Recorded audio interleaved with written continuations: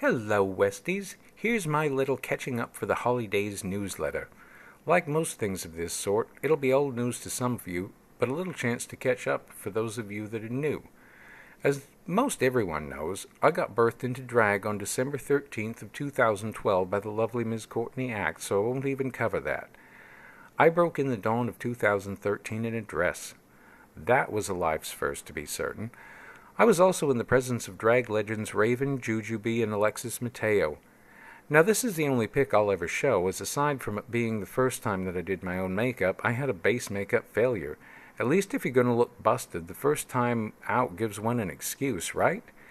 In February, it was a pleasant surprise to get an interview request from East Coast Queen Melody Lirishol. We had a great banter that you can find here on my YouTube page. March brought a most pleasant and unexpected surprise in hearing from Johnny Makeup again. The Stylish wanted to shoot a follow-up episode. I was beyond flattered. Sadly, the Stylish closed its parlor doors, and that episode will never be seen. The only proof that it ever happened is this Instagram that I found on Twitter when I arrived home from the shoot. May had me in heavy training for the Drag Olympics that were coming in the first part of June.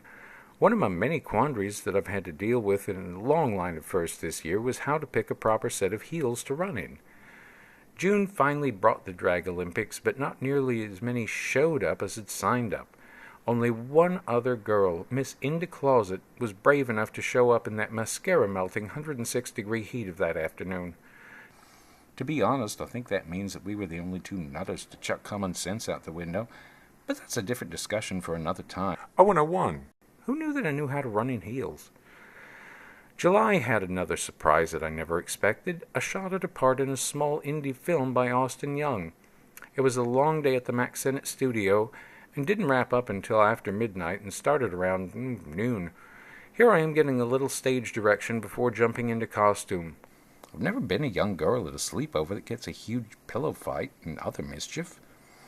August's event started a disaster and a huge disappointment, but ended on a high note after all.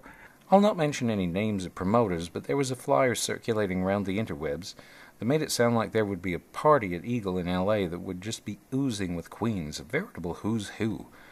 Imagine my dismay when, upon arriving, I saw nary another girl in sight. Now, I did learn a lot about the place and leather bars in general in the few hours that I was there. And then I finally ran into my old pal Dusty Cunningham, who I hadn't seen in over a year when we met at Vicky Vox's birthday party. It was a ton of fun to catch up and knock his socks off with my new look, as he had only known me in boy mode at Vicky's party. Another high point came later in the day when I made the acquaintance of Squeaky Blonde, and we've since become good pals. September brought a unique experience and an unexpected request. It was my first time out for a social evening with a group of other ladies and admirers that comprised the body of a Facebook group called the SoCal T-Girl Fun Events Group.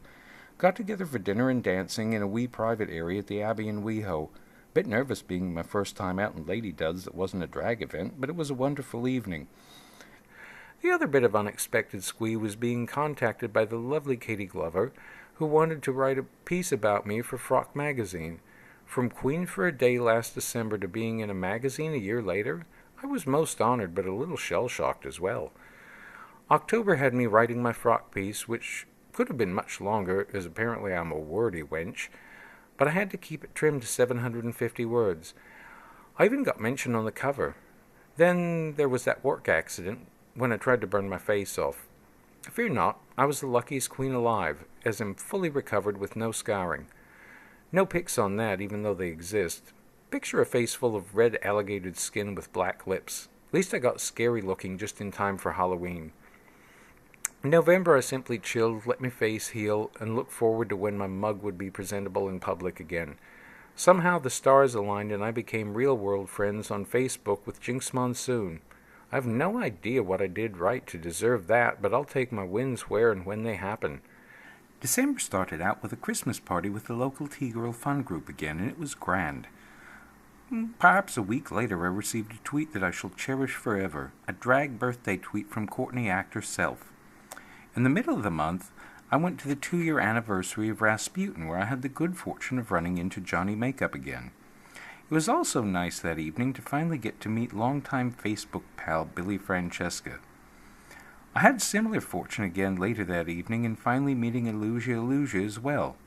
The year was capped off by a few fresh likes on my Facebook page, but most noticeably from my friend the illustrious, or is it infamous, CC Kitten. Well, ladies and lady lovers, it's January 1st, 2014, and that's my Broken Holidays newsletter to y'all. Hope you enjoyed it, and that it may have filled in some gaps over the year and bring the new folk up to speed. Take care and have a fierce 14, dolls.